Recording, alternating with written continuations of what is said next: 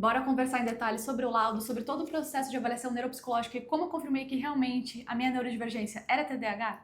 Oi, gente, tudo bem com vocês? Como prometido no vídeo anterior, vim aqui trazer todos os detalhes de como foi passar com uma neuropsicóloga, porque eu sei que no vídeo que a gente falou sobre o diagnóstico de autismo do Pedro, muita gente teve curiosidade para entender como funciona esse processo. Vou falar da minha experiência, não da dele, mas enfim, não foram tão diferentes assim. E esse é um daqueles vídeos que eu falo para vocês que é quase um podcast. Pode deixar minha voz tocando de fundo e fazendo outra coisa, porque eu vou ficar aqui mais falando. Eu não sei se eu vou mostrar tantas coisas, talvez quando eu for realmente mostrar o laudo em si, tem uns gráficos aqui. Inclusive, eu honestamente não esperava um documento tão complexo e tão completo, e é muito interessante ver que uma pessoa que até então é uma desconhecida para você consegue te descrever tão assustadoramente bem. É um documento completo com detalhes das minhas limitações, dos meus defeitos, das minhas forças e de tudo que me torna quem eu sou, incluindo a minha neurodivergência. Inclusive, aproveitando esse assunto, eu li recentemente um artigo de uns pesquisadores estadunidenses de como pessoas com TDAH, especialmente mulheres, têm uma tendência muito maior a sofrer de depressão ou distimia. Distimia é como se fosse uma depressão um pouco mais fraca, então às vezes não é detectada, mas ela tem uma duração muito mais longa, então vai desde a sua infância até pelo menos o início da sua juventude, né?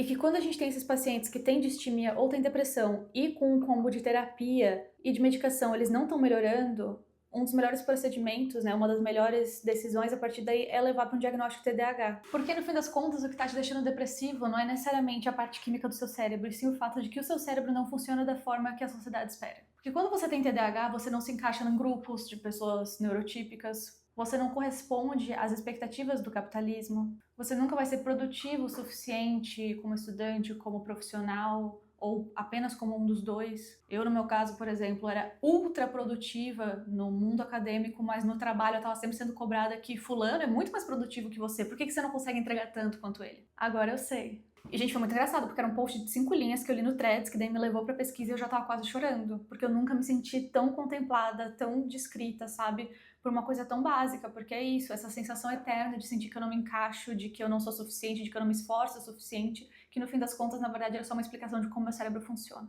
E isso me lembrou até de uma coisa que eu comentei no vídeo anterior, no qual eu falei sobre como eu comecei a suspeitar do meu TDAH, né? Que quando eu levei pro meu psiquiatra essa suspeita, ele reagiu com muita naturalidade, tipo, nossa, mas eu sempre soube que você era TDAH, tipo assim. E ele falou que ele não tinha me dado esse diagnóstico até então porque eu não parecia necessitar dos remédios, então ele não queria talvez colocar mais uma coisa nas minhas costas. Só que assim, gente, primeiramente, eu nem sei ainda se eu considero medicação ou não. No momento eu nem posso, porque eu tô fazendo um tratamento para ansiedade e depressão e as medicações para TDAH tendem a piorar esse quadro, assim como a ansiedade tende a piorar o TDAH, então talvez com a minha ansiedade controlada eu não precise de remédios, né, para o TDAH, enfim. Então, primeiro tem que tratar essa questão. Mas independente da medicação ou não, só de eu ter uma resposta de por que eu funciono da forma que eu funciono, me trouxe uma paz, gente, indescritível. Eu acho curioso como muita gente vê a busca do diagnóstico como uma tentativa de colocar a culpa em alguma coisa, de poder dizer, eu sou desse jeito porque eu sou TDAH, então eu posso agir dessa forma. Mas pra mim, o diagnóstico é o contrário de um escudo. O diagnóstico pra mim é uma questão de autoacolhimento, de autocompaixão e de entender que eu não sou o problema. Pode ser que na visão de algumas pessoas exista um problema dentro de mim, mas ele não significa que é impossível para mim fazer algumas coisas, e sim só eu passo a ter um entendimento melhor das minhas limitações. Mas enfim, vamos falar sobre como eu fiz a minha avaliação? Até onde eu sei, existem 3 formas de você conseguir o seu laudo, né, de qualquer neurodivergência que seja. Pelo meio particular, que foi como o Pedro escolheu fazer, ele pagou cerca de R$ 2.800, eu sei que muita gente pergunta isso, faz um ano, então esse valor pode ter variado, eu sei que tem lugares mais baratos, eu sei que tem lugares muito mais caros, eu sei também que existe a possibilidade de fazer o laudo pelo SUS, mas eu não sei como funciona, eu não conheço ninguém que fez, então se alguém que tá assistindo fez o laudo pelo SUS, deixa aqui nos comentários como foi. E eu, graças aos meus pais, tenho um plano de saúde, que eles pagam Unimed pra mim, então eu fiz pela Unimed a minha avaliação, né, neuropsicológica.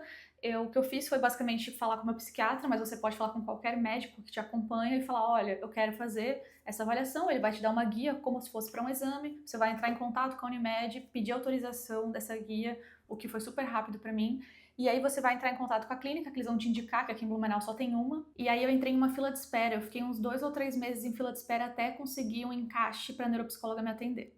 Porque, obviamente, existe uma demanda bem grande, né? Até porque essa clínica também atende particular, pelo que eu entendi. E vale deixar claro que o processo pela Unimed também não foi barato. A minha mãe tem uma coparticipação de 50% e, se eu não me engano, ela pagou cerca de 1.300, né, na coparticipação das minhas consultas. Então, enfim, também não foi de graça. Mas ainda bem que não sou eu que pago. Uma coisa que eu acho muito importante eu já começar pontuando é que algo que fez toda a diferença pro meu processo ser tão tranquilo e tão proveitoso e eu conseguir um resultado que eu tô 100% satisfeita é o nível de autoconhecimento e o quão terapeutizada eu tô. Por que eu digo isso? Porque ela vai fazer muitas perguntas complexas, muitas perguntas que são difíceis de responder, perguntas assim do seu âmago, do seu ser, e se você não parou pra pensar sobre isso ainda, vai ser muito difícil de responder algumas perguntas. Talvez você nem saiba algumas coisas sobre você mesmo. E como eu faço análise já há uns 5 anos, eu acho, e antes disso eu já tinha feito terapia por, sei lá, uns 10, parando e voltando, eu já tinha a maioria das respostas, eu já conhecia os meus defeitos, eu já sabia das minhas limitações, eu só não entendia que elas eram TDAH. E eu sinto que também você estar terapeutizado te deixa muito mais aberto a acolher o resultado ao invés de ver ele como um ataque, sabe? Porque querendo ou não, nesse papel também tá escrito com outras palavras que eu sou uma chata insuportável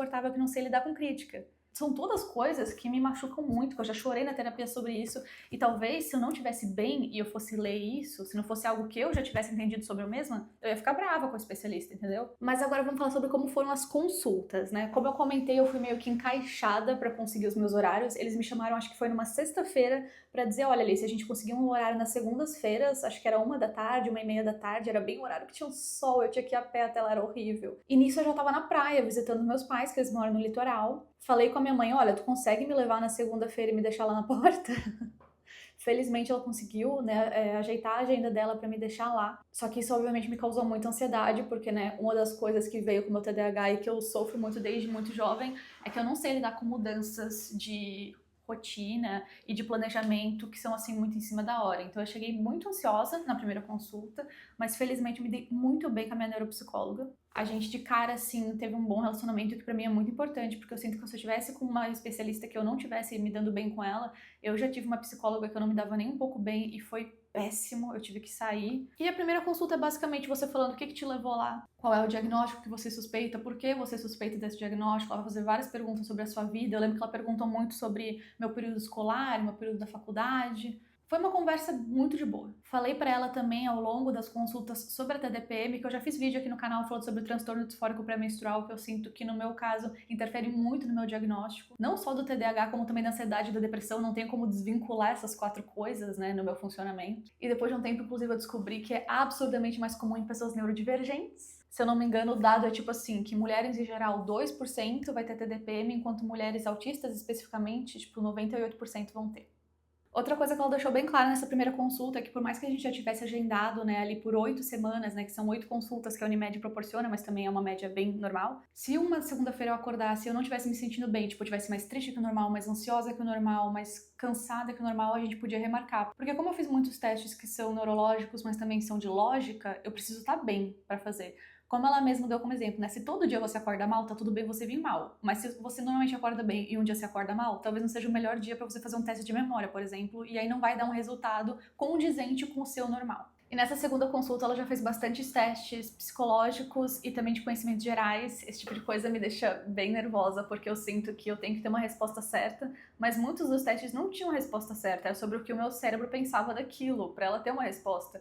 Mas na minha cabeça, tipo, eu morria de medo de ela achar que eu fosse burra, o que não faz o menor sentido, e eu descobri depois que é pura insegurança, porque inclusive meu QI é acima da média, aparentemente. Mas como eu vou falar na cara dela que eu não lembro pelo que o Tiradentes lutava, que eu não sei qual é a velocidade da luz. Eu lembro que eu ficava assim, me revirando na cadeira enquanto ela perguntava, eu queria roer minha unha, mas eu não queria que ela visse que eu tava nervosa. Apesar de que provavelmente ela notou e eu também falei várias vezes, tipo, ai meu Deus, eu não sei. E tem uns testes muito engraçados, tipo, que ela fala palavras aleatórias, tipo cama, mesa, meia, e aí você tem que falar o que você entende dessa palavra. Essas primeiras palavras é muito fácil, porque os testes sempre começam ridiculamente fáceis, pra você se sentir confortável, sabe? Só que chegou um ponto que as palavras eram tipo, nefasto.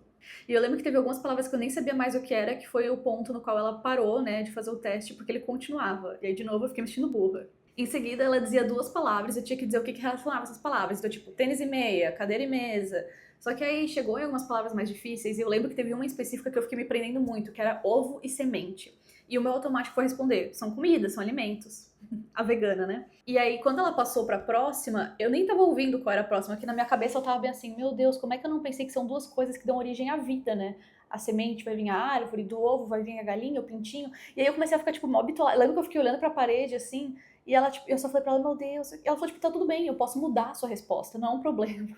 Eu acho que realmente nessa primeira consulta que realmente teve os testes, eu tava muito nervosa e muito tensa, e depois eu fui relaxando mais. E aceitando também que não tem certo e errado, eu não ia tirar uma nota no final, e sim que ela só precisava saber o que realmente passava pela minha cabeça. E o último teste desse primeiro dia foi imagens, que eu tinha que encontrar o erro. Então, por exemplo, de novo, começava fácil, né? Uma cadeira com 3 pés em vez de 4, pente que faltava um dos dentes, só que chegou um ponto que eu não conseguia mais achar os erros. E eu acho que nesse fim eu já tava um pouco mais tranquila, e eu simplesmente olhava um tempo e falava, não sei, não tô achando. E ela até falou, nossa, tem gente que fica sofrendo, tipo, não, mas onde é que tá, onde é que tá? E eu falei pra ela, cara, uma coisa que eu aprendi muito na época de escola, que eu sofria muito fazendo prova, é que eu não sou uma pessoa que a resposta vai vir pra mim magicamente. Se eu não sei, eu não sei. Óbvio, depois eu revisava a prova e via se tinha algo que eu lembrava, mas assim, tem coisas que eu só aceito que eu não sei. Me dói, mas eu consigo. Já é uma evolução.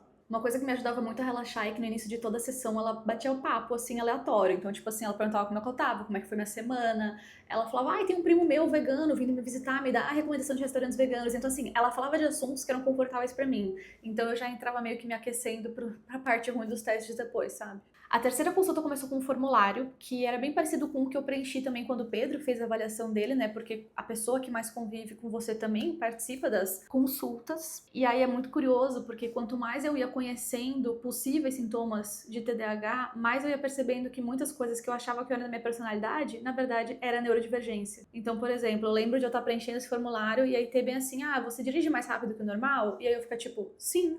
Isso também é TDAH? E essa questão de formulário de sintomas de TDAH teve alguns, assim, durante as consultas, mais pra frente também, em outros formatos, diferentes formulários, enfim, pra realmente ter uma garantia do diagnóstico. Tinha muitos testes de memória também, então, por exemplo, ela me falava números e eu tinha que falar os números que eu lembrava.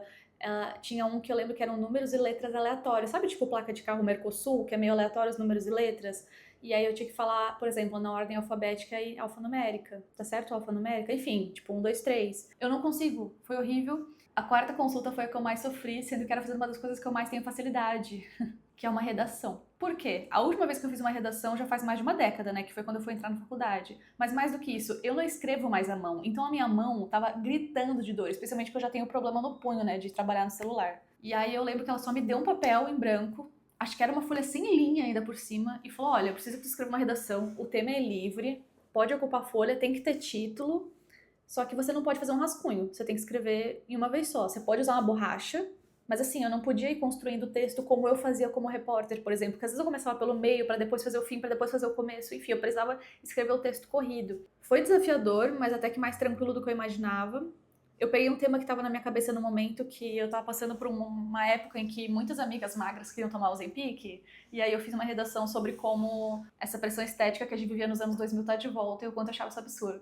No caso, a ideia dessa redação era ver como eu construía um texto, o meu vocabulário e como eu conseguia organizar minhas ideias sem eu poder me preparar para isso antes. Eu tive que brincar também com muitos quebra-cabeças diferentes. Então, por exemplo, várias pecinhas que quando eu conseguia juntar de certa forma virava um elefante, e aí às vezes eu demorava para descobrir. Tinha um também que ela me dava vários bloquinhos e ela me mostrava o desenho que eu tinha que fazer com os bloquinhos e nem sempre era fácil. Muitas coisas assim de raciocínio lógico mesmo, sabe? Que ela fica cronometrando tudo, assim, é bem ansiogênico. Aí eu tive uma consulta também que eu tive que fazer contas de cabeça, gente. E contas difíceis, assim, eu ia falar tipo divisão. Eu sei que pra muita gente isso é fácil, tá?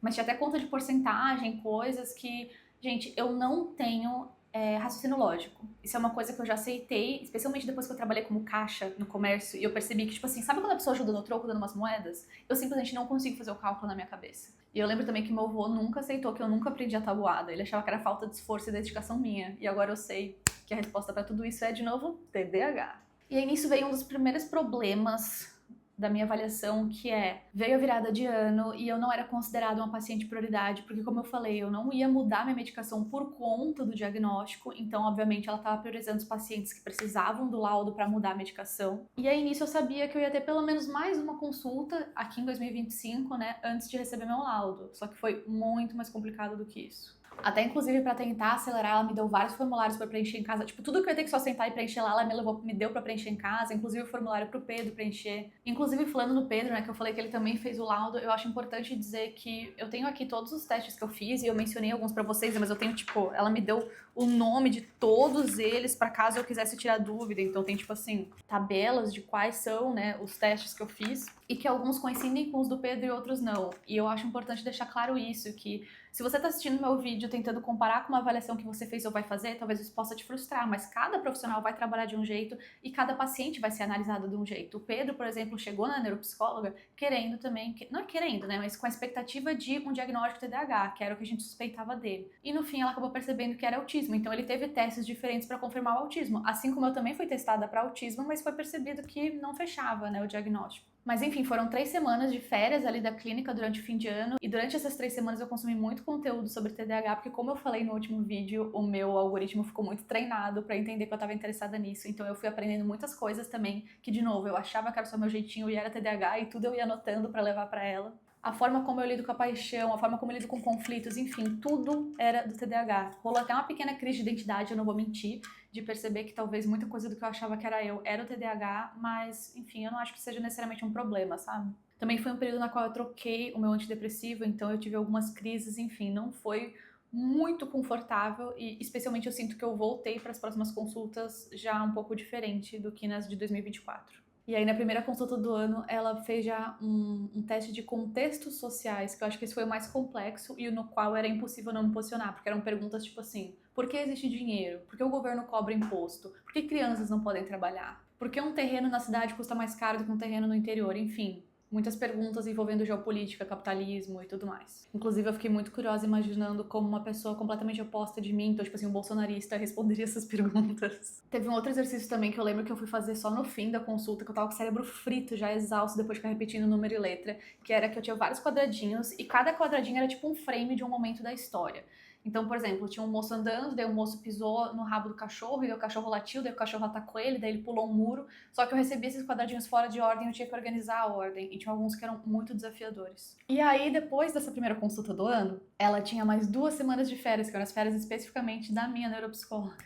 Então eu tive que esperar mais 2 semanas para retornar. E essa consulta, depois que ela retornasse, era a minha 8ª consulta, que era para ser a minha última consulta. E ela atuou como se fosse uma última consulta. Então ela confirmou todos os dados que ela tinha pego de mim, e não só dados que eu digo, tipo, aquelas coisas que estão em documentos, mas tipo, sobre a minha educação, sobre de onde eu vim, sobre minha relação com os meus pais, com meu irmão, com o Pedro, sobre como eu me vejo, enfim, ela queria entender se eu concordava ou se eu tinha algo a acrescentar ou a corrigir de tudo que ela tinha notado sobre mim. E também se eu queria trazer coisas novas, e foi nesse dia que eu me toquei que eu sim me coloco em situações de risco, como é comum de TDAH, porque eu não sou boa em atravessar a rua e eu não sei como até hoje eu não fui atropelada. Inclusive, mais de uma situação já as pessoas tiveram que me puxar e me impedir de ser atropelada por, tipo, ônibus em alta velocidade. Eu tenho muito mais sorte do que juízo. E aí, nisso, eu fiquei aguardando meu laudo para depois de semanas receber uma mensagem dizendo: então, ela quer fazer mais uns testes, você pode voltar? E aí agendaram mais uma consulta avulsa para eu voltar e fazer alguns testes. Essa foi a primeira consulta avulsa, na verdade, né? Depois de ela ter conversado com o Pedro, com a minha mãe ela não sentiu necessidade de conversar. Normalmente conversam mais com pais em situação de tentar diagnosticar autismo, porque o autismo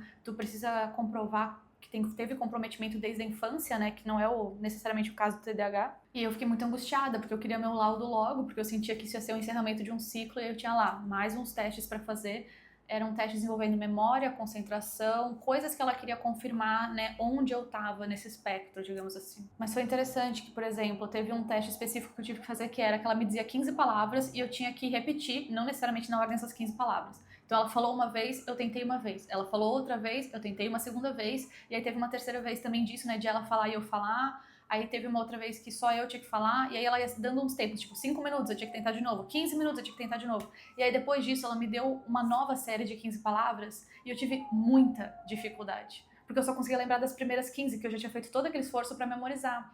E foi a partir desse teste, especialmente, que ela conseguiu confirmar, por exemplo, que toda a minha aprendizagem, ela tá intacta. Eu não tenho dificuldade de aprendizagem. Eu tenho dificuldade de concentração, um pouquinho de dificuldade de memória, mas a aprendizagem tá ótima. Porém, quando eu aprendo a fazer algo de um jeito, se tentam me ensinar de outro, eu tenho muita resistência. E isso explica porque eu fui a última pessoa dos meus amigos a sair do Orkut pro Facebook, a sair do Snapchat pro Instagram. Eu tô dando exemplos bobos, tá, gente? Mas assim, tudo na minha vida eu tenho muita resistência se eu já faço algo a fazer de forma diferente. Gente, hoje eu levantei umas 10 vezes pra ver, porque eu tô morrendo de medo de acabar minha memória, porque esse vídeo aqui tá ficando enorme, né? Mas enfim, espero que vocês ainda estejam aqui. Se vocês estiverem aqui ainda, deixa um comentário me dizendo que vocês aturaram eu falando tanto tempo e deixa a curtida no vídeo, hein? Eu também tive que fazer desenhos, e eu lembro que aconteceu uma coisa muito curiosa, eu tive que desenhar uma casa, gente, foi muito sofrido, porque eu fiz 2 semestres de arquitetura, né, daí eu não sabia desenhar uma casa, foi um pouco difícil. tinha que desenhar uma árvore, aí fica aquela coisa, né? Será que se eu não desenhar o chão, aí eu tiro nota mais baixa? E eu tive que desenhar uma pessoa. E, gente, muito sem querer, eu desenhei uma pessoa sem pensar no gênero da pessoa. Eu lembro que eu fiz uma pessoa com cabelo curto, mas assim, eu tenho cabelo curto. A pessoa tava de boné, mas eu uso boné.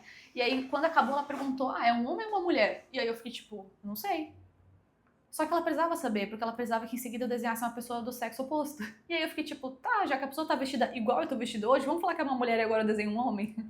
E aí voltou novamente aquela angústia, né, de não saber quando sairia meu laudo. Teve mais uma data que me ligaram, vamos de novo, fazer mais testes, enfim. Porque assim, eu acho corretíssimo que ela precise refazer alguns testes. Eu não precisei refazer nenhum teste, tipo, que eu já fiz, mas sim fazer novos testes pra confirmar a mesma questão, entendeu? Só que, tipo, depois que eu achei que já tinha acabado, eu fui chamada uma vez, aí eu achei que tinha acabado de novo, fui chamada uma segunda vez, enfim, foi bem frustrante essa parte. E também eu ter muito pouco retorno deles. Essa é a única crítica que eu tenho realmente a todo o processo que eu fiz pela Unimed e pela clínica que atende pela Unimed. Porque depois dessa questão toda de em janeiro eu ter tido a última consulta, levou mais 3 meses pra eu conseguir o meu laudo. Inclusive, quando chegou a data que eu ia, né, passar ali pela consulta de receber o meu laudo, de ter o retorno do laudo, a minha neuropsicóloga ficou doente, então eu teve que adiar de novo mais uns 15 dias, porque ela ficou com uma gripe muito forte, enfim.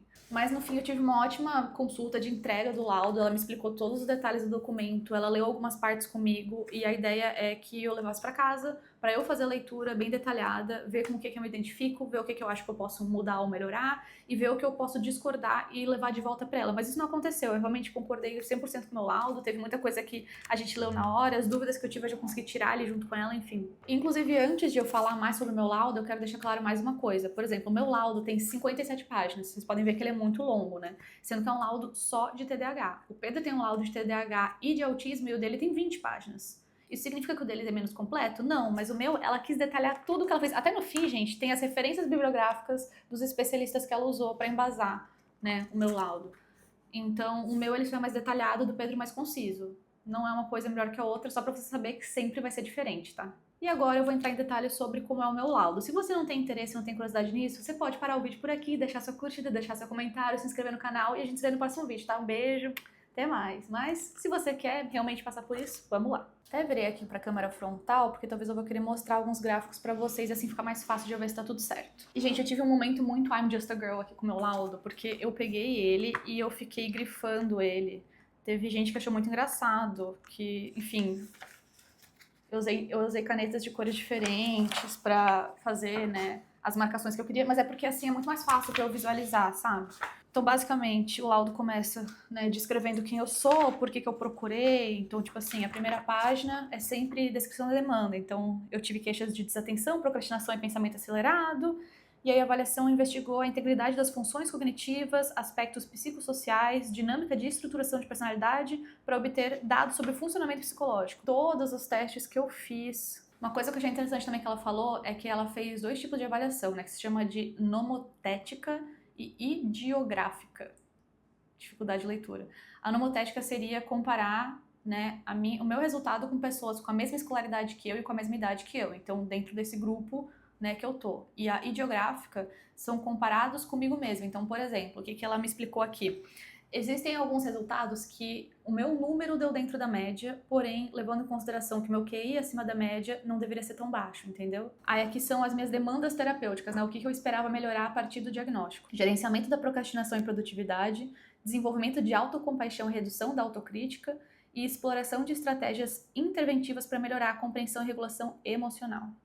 Eu gostei também que ela me descreveu como lúcida e colaborativa. Nossa, eu amei ser chamada de lúcida. Aí aqui tem, por exemplo, a questão da aprendizagem, que tem habilidade preservada, eu tenho, né, não tenho dificuldade de aprendizagem necessariamente. Aí tem aqui uma das questões que eu falei pra vocês, né, que eu tenho altas habilidades na questão de atenção visual alternada e atenção visual dividida. Basicamente, a sua velocidade de processamento, então é por isso que eu falo tão rápido, penso tão rápido e tenho dificuldade de lidar com pessoas que são mais lentas do que eu, né, eu não falo lentas como, né, uma coisa de ruim, mas enfim, as pessoas que funcionam num ritmo normal, né. Então, minha velocidade de processamento, por exemplo, é considerada muito superior do que o normal, o que pode parecer algo bom, gente, mas na verdade é exaustivo. Aí tem vários gráficos também que ela faz pra eu conseguir visualizar melhor os resultados. Achei bem legal. Enfim, eu gostei muito, que é muito visual, assim, o laudo. Ah, aqui tem um exemplo daquilo que eu falei antes pra vocês, que é no meu teste de memória, por exemplo. E aqui a gente tem um resultado que deu 25.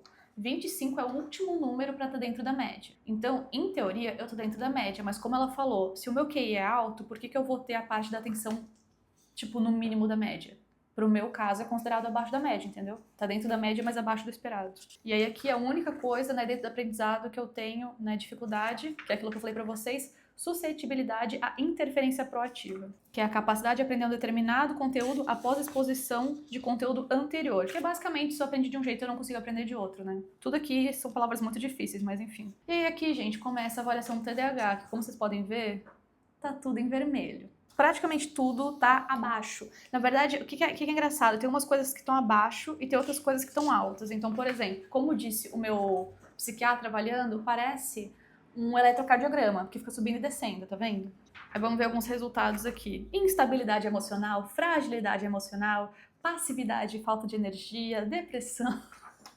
Ai, gente, juro. Teve um também que me surpreendeu, a palavra é neuroticismo, que é a forma como o meu sofrimento psicológico é vivido. Basicamente, assim, ó, se eu fosse traduzir, é dramática. Eu torno as coisas muito piores que elas realmente são.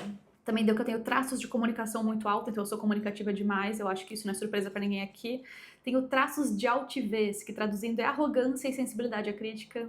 Traços de interação social, então essa busca contínua por estar sempre interagindo, então basicamente eu tô o dia inteiro enchendo o saco dos meus amigos no WhatsApp. Os traços de extroversão, né, que eu sou muito falante e expansivo. Acho engraçado, né, que tudo deu alto, mas aqui a parte da amabilidade dentro da média.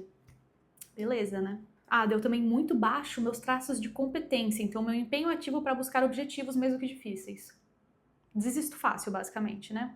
Deu muito baixo também ponderação e prudência, então como eu vou expressar minhas opiniões, às vezes eu posso não pensar muito bem antes de fazer isso e acabar me arrependendo ou arranjando uma briga por isso. E eu tenho pouca motivação para lidar com tarefas complexas e desisto fácil a partir de, né, dificuldades. Eu sou muito aberta a ideias, esse tinha me surpreendido, porque eu não me considerava aberta a ideias, mas aí eu vi que tem o busca por novidades. Então, aberta a ideias eu tenho muito alto, que é basicamente, eu me interesso por questões filosóficas, arte, fotografia, estilos musicais diferentes. Então, eu gosto de muito tipo de música, eu gosto de muito tipo de arte, eu gosto de muito tipo de filme, isso é verdade.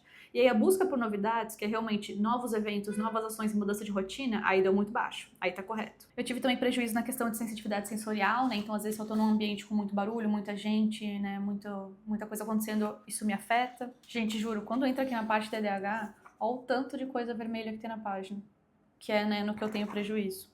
E aqui tem uma coisa que eu achei muito legal, que até eu mostrei no vlog, como eu falei pra vocês, né, o Pedro teve que responder também um questionário sobre mim, e esse gráfico aqui é o resultado da resposta do Pedro. Vocês podem ver que, fora essa questão aqui da comunicação social que ele botou, que eu sou muito comunicativa, tá tudo mais ou menos reto, né? Se vocês acham que não, espera pra ver o meu. Esse é o que eu respondi de mim mesma, que tá zigue-zagueando loucamente. Tive um pouco de alto em questão de padrões repetitivos, então eu ficar um pouco obcecada pelas coisas, que é o que entra dentro, que poderia encaixar como TEA, né, como transtorno espectro autista, mas não foi o suficiente. Disfunção executiva, essa parte aqui, gente...